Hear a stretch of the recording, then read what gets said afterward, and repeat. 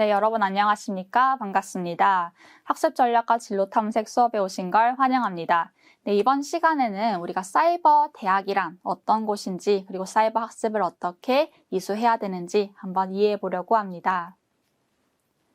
네, 이번 시간에 키워드는 다음과 같습니다. 사이버 대학이란 어떤 대학인가? 그리고 사이버 대학의 학습자들의 특성은 어떠한지, 그리고 우리가 이 학교에서 지켜야 할 인터넷 예절과 개인정보보호법이란 무엇인가 한번 살펴보려고 합니다. 네, 사이버 대학이란 고등교육법 제2조 제5호에 명시된 고등교육기관입니다. 4년제 대학이고요. 일정한 학점을 이수하는 경우에는 학사학위 또는 전문학사학위를 이수할 수가 있습니다. 우리 학교의 경우에는 140학점이 되겠죠. 또한 정보통신기술, 멀티미디어 기술 등을 활용해서 가상의 공간을 이용해서 수업을 듣게 되실 건데요. 그로 인해서 여러분들이 시간과 공간의 제약을 받지 않고 학습을 할 수가 있습니다. 사이버대학의 도입 취지는 다음과 같은데요. 먼저 고등교육을 받을 기회를 확대하였다라는 것입니다. 일반적으로 갓 고등학교를 졸업한 학생들이 대학을 가게 되는데 지금 현재 사이버대학에서는 성인 학습자들이 굉장히 많죠. 20대부터 100세까지 그 이상으로 고등교육을 받을 수 있는 기회가 확대되었다라고 볼 수 있고요. 또 기존 대학의 교육체제의 한계를 극복하였습니다. 일반 대학의 경우에는 오프라인으로 가서 여러분들이 수업을 들으셔야 될 건데 온라인으로 이수를 할 수 있기 때문에 만약에 좀 몸이 불편해서 다리를 다쳐서 움직일 수가 없다 하더라도 수업을 들으실 수가 있으시고요. 회사에 나가야 되는데 수업을 들으려고 학교에 갈 시간이 없다라고 해도 기존 대학의 이런 체제의 한계를 극복하고 수업을 이수를 할 수가 있는 거죠. 그리고 세 번째로는 저렴한 양질의 교육 서비스를 제공하였다라는 것입니다. 그래서 일반 오프라인 대학에 비해서는 훨씬 더 저렴한 비용으로 학비로 공부를 할 수가 있고요. 또 이로 인해서 전문 인력 양성이 가능하다라는 점, 그리고 이전에 다른 전공으로 공부를 했다고 한다면 다시 다른 전문성을 가지고 교육을 받을 수 있다는 점에서 사이버 대학의 이점이 있다라고 볼 수 있겠습니다. 사이버 대학에서는 이러닝이라는 걸 하게 되는데요. 온라인 학습, 가상학습, 사이버 교육이라는 단어와 이제 동일어라고 볼 수 있겠습니다. 그래서 이러닝이라는 것은 전기선을 연결해서 사용하는 학습 매체를 통해 인터넷과 같은 네트워크를 4개체로 이루어지는 학습을 우리는 이러닝이라고 이야기를 합니다. 이러닝의 장점을 보시면 일단 오프라인 교육의 한계를 극복하였고요. 특히 시간과 장소에 제약이 없죠. 경제적이에요. 여러분들이 만약에 회사를 다니신다면 중간중간 출퇴근 시간에도 공부를 할 수 있다는 굉장한 이점이 있다는 것입니다. 새벽에도 공부를 할 수가 있죠. 또 유연한 학습을 통해서 생산성이 향상될 수 있습니다. 근데 단점도 있어요. 아무래도 오프라인 대학에 가는 것처럼 그렇게 정해진 시간에 수업을 듣는 것이 아니기 때문에 여러분들만의 목적의식 그리고 자기 동기 부여가 필요하다라는 점입니다. 또 두 번째로는 실습 교육이 부족한데요. 그래서 여러분들이 나서서 다른 기관에 방문해서 실습 수련을 받는 그런 노력들이 좀 필요하다라고 볼 수 있겠습니다. 세 번째로는 대면 상호작용이 부족합니다. 그런데 사실 우리 학교의 경우에는 굉장히 오프라인에서 만나는 모임이 많고 굉장히 잦기 때문에 그 기회가 없다라고는 볼 수 없어요. 그렇지만 그럼에도 불구하고 학생들끼리 그만큼 오프라인 대학에서 만나는 만큼 자주 만나기는 좀 어렵기 때문에 아무래도 한계점은 있다라고 볼 수 있습니다. 그렇지만 이러닝의 이런 장점들로 인해서 여러분들이 또 질 좋은 공부를 이어갈 수 있을 것 같습니다. 사이버 대학의 학습자의 특성들을 한번 보시겠는데요. 일반 오프라인 대학에 비해서는 굉장히 다양한 인구학적 특성이 있습니다. 그래서 연령대도 굉장히 다양하고요. 제 경우에는 20대부터 80대 후반까지 보았고요. 사회적 계층이나 학력, 직업도 굉장히 다양하다라고 볼 수 있습니다. 특히 인구학적인 특성 중에 인종도 있죠. 그래서 요즘에는 외국인들도 많이 듣고 있거든요. 그래서 굉장히 다양한 특성을 가지고 있는 학생들이 그만큼 사이버 대학에 모이기 때문에 여러분들은 그만큼 다양한 관점, 다양한 사람들의 생각을 들을 수 있고 그만큼 자신의 사고가 확장되는 경험을 얻을 수 있을 것 같습니다. 그리고 학업에 대한 부담이 존재하긴 합니다. 아무래도 오프라인 대학에 고등학교 졸업하고 대학에 들어오는 학생들에 비해서는 저희 학교에 들어오시는 분들은 생업 활동을 하고 계시면서 가사 활동도 하고 계시면서 공부를 하셔야 돼요. 그래서 우선순위가 항상 학업에 있을 수는 없다라는 한계점이 있어서 또 그만큼 노력이 필요하다라는 부분을 말씀을 드리고요.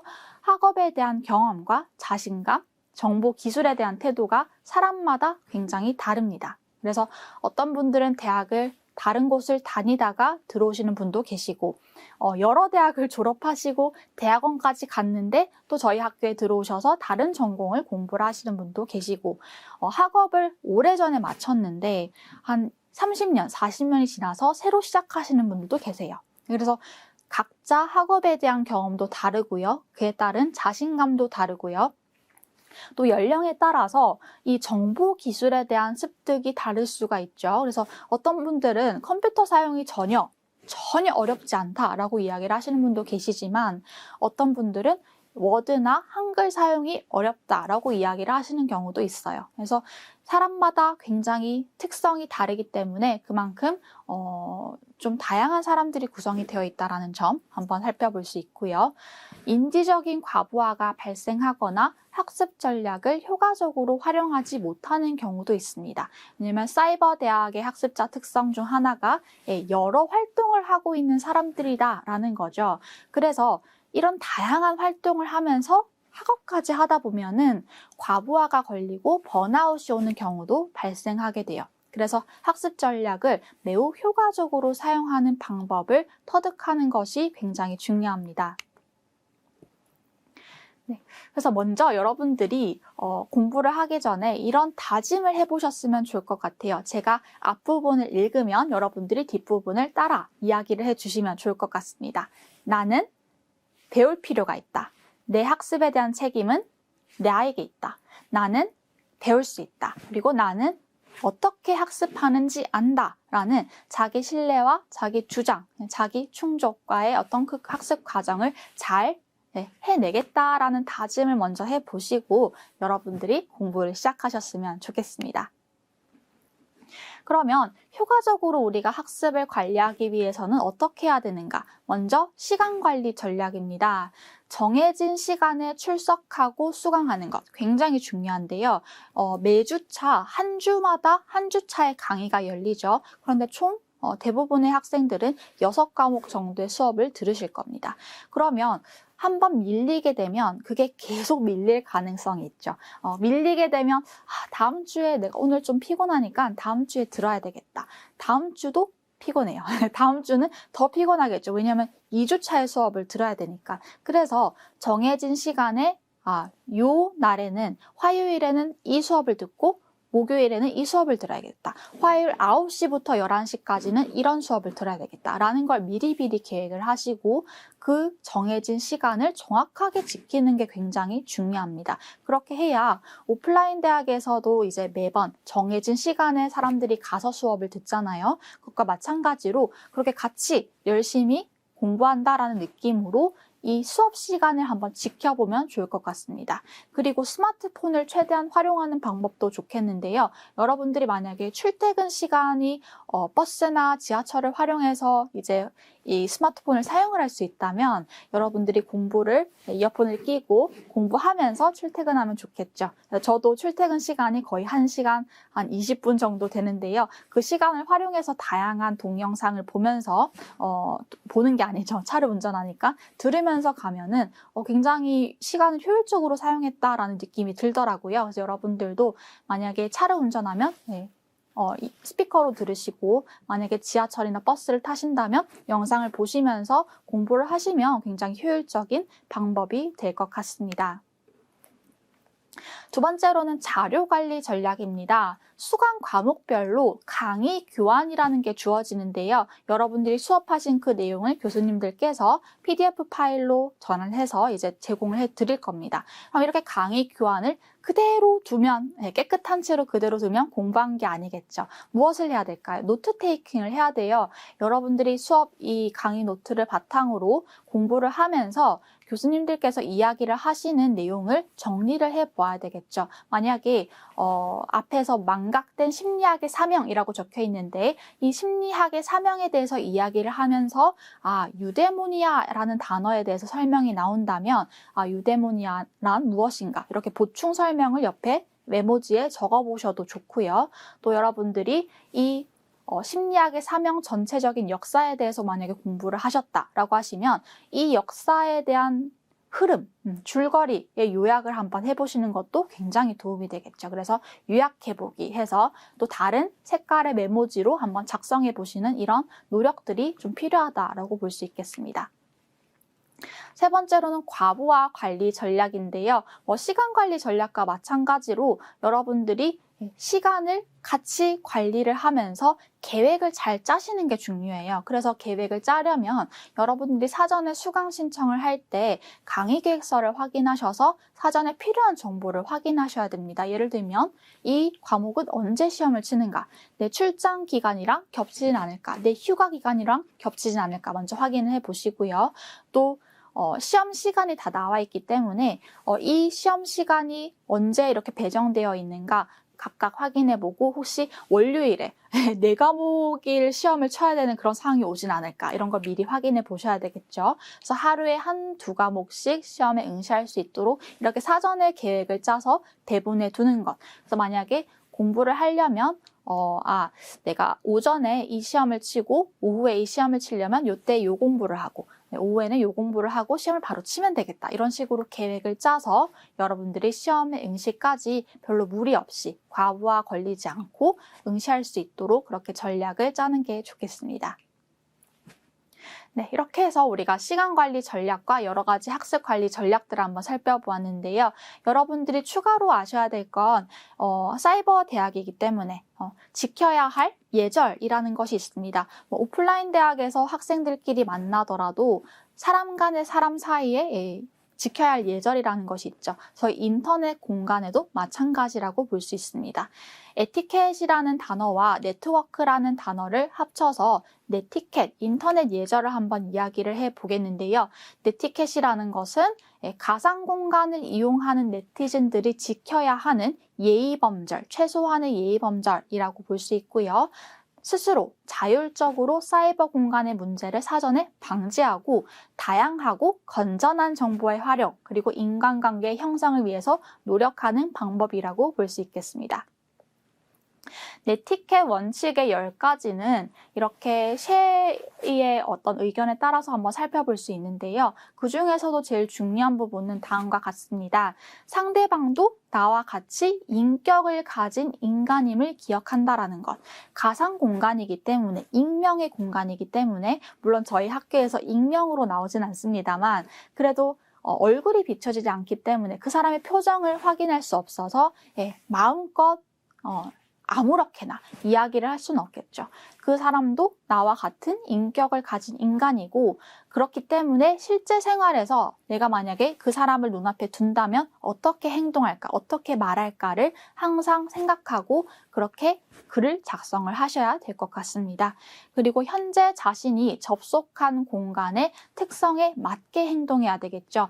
사이버 공간에서 우리가 LMS 학습 시스템을 이용을 하게 되면 각각 여러 공간이 존재해요. 질문 답변방, 자유 게시판, 토론방 여러 방이 있죠. 그런데 자유 게시판에서 계속 질문을 한다던가 혹은 질문 답변방에서 계속 인사를 나눈다던가 하는 그런 행동들은 이제 또 다른 학습자가 보았을 때 좀 부적절할 수 있다라고 이야기를 할 수 있겠죠. 그래서 이 공간의 특성에 맞게 행동하는 것도 굉장히 중요할 것 같고요. 또 온라인 상에서 여러분들이 다양한 여러분들만의 전문적인 지식을 공유하면 굉장히 좋을 것 같습니다. 저희 사이버 대학의 가장 큰 장점 중 하나가 무엇이라고 했을까요? 다양한 사람들이 온다라는 거죠. 다양한 전문 지식을 갖춘 사람들이, 다양한 성격을 가진 사람들이, 다양한 관점을 가진 사람들이 여기에 모이기 때문에 그만큼 다양한 지식들이 공유될 수 있습니다. 그래서 여러분들의 지식을 자유롭게 공유해 주시면 또 다른 학습자분들께 매우 큰 도움이 될 것 같고요. 또 다른 사람의 사생활을 존중하는 것이 필요하겠죠. 학습자분들 중에서 이제 오프라인 상에서 또 얼굴을 보고 좀 관계를 맺는 그런 경우가 생기는데요. 이제 친한 관계가 형성이 됐다고 해서 그 사람의 어떤 사적인 이야기를 인터넷 상에서 이야기하기는 굉장히 어렵겠죠. 그렇게 하면 안 되겠죠. 그래서 그 사생활을 존중하는 마음가짐과 태도 굉장히 중요하다라고 볼 수 있고요. 또 마지막으로 사람의 실수를 인정해 주는 것. 내가 실수를 했을 때 다른 사람이 나의 실수를 좀 받아들여 줬으면 좋겠다. 실수하더라도 좀 용서해 줬으면 좋겠다 라고 생각이 드는 것처럼 나도 다른 사람의 실수를 받아줘야 된다라는 것입니다. 이렇게 해서 우리가 10가지의 인터넷 예절 중 좀 중요한 부분을 한번 훑어보았습니다. 또 우리가 한번 중요하게 다뤄야 되는 부분들은 인터넷 상이기 때문에 개인정보 보호에 대해서 한번 살펴보아야 될 것인데요. 개인정보라는 것은 살아있는 개인에 관한 정보입니다. 죽은 사람에 대한 정보는 개인정보라고 하지 않는다고 하더라고요. 살아있는 사람에 대한 정보를 개인정보라고 이야기를 합니다. 특히 개인을 특정 지을 수 있는 정보들 뭐가 있을까요? 성명, 이름, 주민등록번호, 전화번호 이런 게 개인정보가 될 수 있겠죠. 특히 우리 학교에서 전화번호를 공유하는 건 굉장히 좀 위험할 수 있어요. 그래서 주의해 주시고요. 개인정보 보호 원칙을 한번 살펴보시면 개인정보를 처리하는 목적이 무엇인가 명확하게 하셔야 되고요. 특히 만약에 여러분들 중에 임원을 맡는 분들께서는 학생들의 개인정보를 많이 접하실 수도 있어요. 그래서 예를 들면 모임에 참여하는 명단을 관리하기 때문에 그런 정보를 받아들이게 되면 일단 이 정보가 왜 필요한가 그 목적을 충분하게 이야기를 하고요. 목적이 필요한 범위에서 최소한의 개인정보만을 적법하고 정당하게 수집하셔야 됩니다. 그리고 개인정보의 처리 목적에 필요한 범위에서 이 정확성, 완전성, 최신성이 보장되도록 하고 또 사생활 침해를 최소화하는 방법으로 처리할 수 있도록 노력을 하셔야 될 것 같습니다. 그래서 개인정보는 이렇게 처리되면 좋을 것 같습니다. 개인정보는 필수 정보만 최소한으로 수집하고요. 주민등록번호, 건강정보 등 민감한 정보는 법령의 근거가 있는 경우에만 사용을 하셔야 되시겠습니다. 또 수집한 목적과 다르게 사용하거나 혹은 제3자에게 제공하는 것은 아예 금지가 되어 있고요. 또 우리 학교에서 그걸 제공을 해드릴 수가 없다라는 부분을 먼저 말씀을 드리고요. 개인정보를 처리할 때는 이 처리 방침을 사전에 학우님들께 공개를 하시는 게 좋겠습니다. 또한 내부 관리 계획, 백신 접근 통제 등 안정성 확보를 조치를 취하고요. 이 정보 이용이 끝난 뒤에는 반드시 파기해야 된다라는 부분을 명시해 두고 있습니다. 그리고 개인정보가 유출되었을 경우에는 바로 유출된 그 당사자에게, 주체에게 통보하시는 그 과정이 굉장히 중요하면서 투명성을 유지하는 방법이라고 볼 수 있겠습니다. 네, 오늘 학습한 내용 한번 정리해 보겠습니다. 먼저 사이버 대학이란 어떤 곳인가 한번 이야기해 보았고요. 이 사이버 대학에 들어오는 학습자들의 특성이 어떤 것인지 한번 살펴보았습니다. 여러 가지 특성이 있었는데요. 이 특성 중 하나가 인지 과부하라는 특성이 있었죠. 그래서 너무 번아웃 될 수도 있다라는 부분들을 한번 고려를 해 보았을 때 우리가 효과적인 학습 관리 전략들을 사용해야 되겠다라는 부분까지 한번 이야기해 보았습니다. 마지막으로는 우리가 가상 공간에서 공부를 하기 때문에 지켜야 할 인터넷 예절과 개인정보 보호까지 한번 살펴보았습니다. 그래서 우리가 가상 공간에서 즐겁게 공부하기 위해서는 어떻게 해야 될까요? 여러분들 개개인의 노력들이 굉장히 중요하겠죠. 그래서 우리가 건전한 인터넷 문화를 만들어가면서 즐겁게 공부했으면 좋겠습니다. 이상으로 사이버학습 개론 수업 마치도록 하겠습니다. 감사합니다.